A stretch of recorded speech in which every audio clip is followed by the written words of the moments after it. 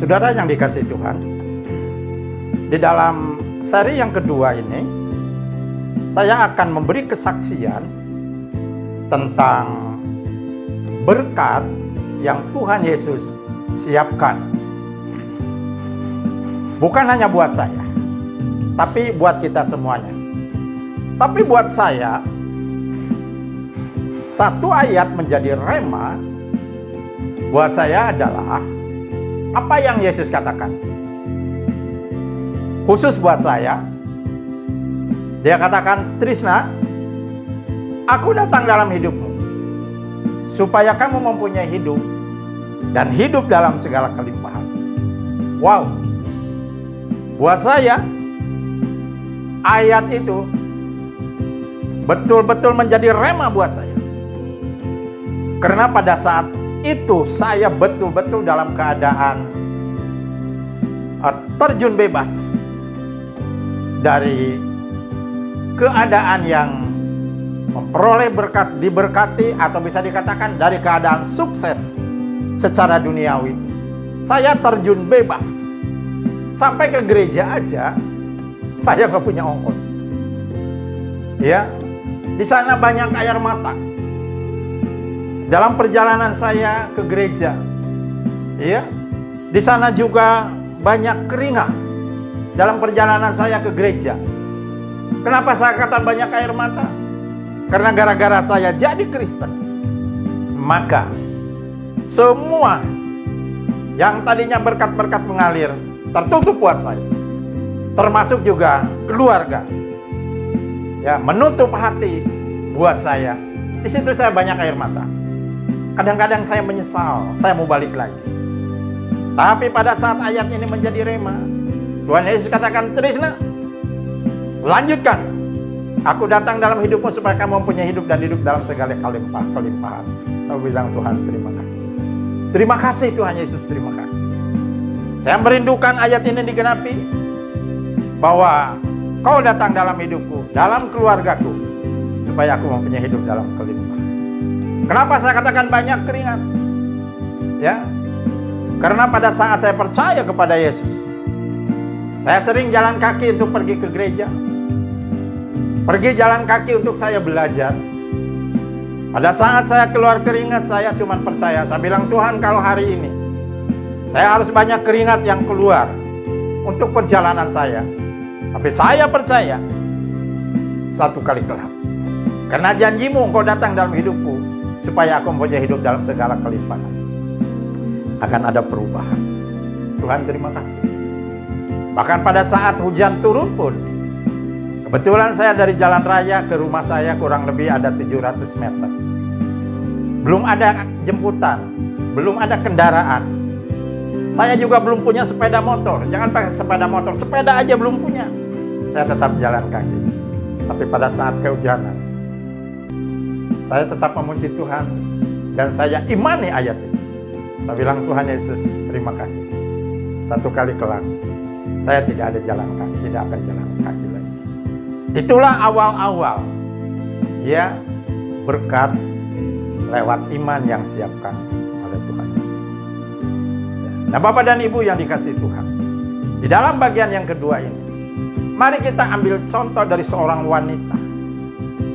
Ya, di dalam Yohanes pasal yang keempat, ayat 1 sebetulnya sampai ayat yang ke 1 perikop itu habis. Saat itu Tuhan Yesus sedang pelayanan di Yudea. Tapi karena di Yudea ada orang-orang yang ya ketakutan. Mungkin di sana orang Farisi ahli Taurat lah. Ketakutan dengan pelayanan Tuhan Yesus. Sebab dengan adanya Tuhan Yesus di Yudea, maka pengikut Tuhan Yesus makin banyak. Orang dibaptis makin banyak. Sekalipun Alkitab mencatat bahwa bukan Tuhan Yesus yang membaptis. Nah, di sana ada pertumbuhan, ada perpindahan orang. Maka Tuhan Yesus menghindar kembali ke Galilea.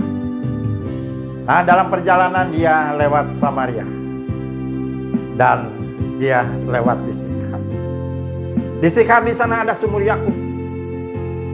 Ya, sumur yang dibuat oleh leluhur bangsa Israel, yaitu Yakub. Pas waktu itu jam 12 siang. Tuhan Yesus duduk di sumur itu, di samping sumur itu sendirian. Karena murid-muridnya sedang pergi ke kota untuk mencari makanan. Tiba-tiba, Bapak dan Ibu yang dikasih Tuhan, datang seorang wanita. Ya. Waduh, wanita ini ya karena mungkin datangnya jam 12, mungkin keringatan. Ya, dia bawa tempayan, dia juga bawa eretan buat ngambil air dari dalam sumur itu. Begitu wanita itu datang, Tuhan Yesus langsung bicara.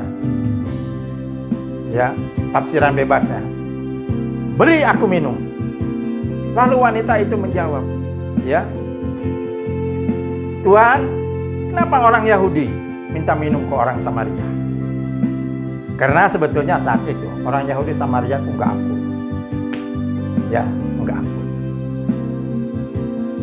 Lalu Tuhan Yesus katakan, ini tafsiran bebasnya aja ya, supaya tidak terlalu lama. Tuhan Yesus katakan, jikalau kamu tahu siapa aku, dan kamu mau minta air yang akan kuberikan kepadamu, maka air yang akan kuberikan kepadamu itu akan menjadi mata air kehidupan. Kata wanita itu, Tuhan, mana mungkin kau memberi air kepadaku? Karena sumur ini sangat dalam. Yang saudara bayangkan aja, ya, bikin sumur di padang gurun. Ya, sedang di kita aja sekarang ini baru kita dapatkan air yang bagus ya kalau digalinya sudah 60 meter. Kalau baru 5, 10, 15 meter, 20 meter, ya belum menemukan air yang bagus. Apalagi di padang gurun, sudah dipastikan sangat dalam. Sehingga wanita itu, Tuhan, ya mana mungkin kau memberikan. Tapi kembali Tuhan Yesus katakan, kalau kamu percaya dan kamu menerima dan minum air yang kuberikan kepadamu, maka air itu akan menjadi mata air dalam hatimu yang terus mengalir sampai kepada kesudahan zaman. Nah, saudara yang dikasih Tuhan, buat saya ini adalah pengertian yang baru, paradigma yang baru, bahwa ada satu pribadi, yaitu Yesus Kristus, yang mampu mengubah sikap hati manusia, termasuk hati saya. Begitu Tuhan Yesus sedang berbicara kepada wanita Samaria, seolah-olah dia sedang berbicara kepada saya. Trisna, kalau kamu percaya, kamu mau minum air yang akan kuberikan kepadamu, maka air itu akan menjadi mata air di dasar hatimu, yang terus meluap, mengalir sampai kepada kesudahan zaman. Saya waktu itu belum mengerti, tapi dalam perjalanan waktu, ya saya mengerti. Saya bilang, Tuhan, terima kasih. Terima kasih Tuhan, sebab firman-Mu berkata apa yang keluar dari mulut adalah meluap dari hati. Tuhan, saya rindu dari mulut saya ini meluap aliran-aliran air kehidupan. Pertama, menghidupkan kehidupan saya sendiri. Kedua, menghidupkan keluarga saya. Ketiga, menghidupkan orang-orang di sekitar saya. Dan yang keempat, saya mau menjadi berkat bagi banyak orang. Tuhan, saya bilang, saya rindu air kehidupan. Penuhi hidup saya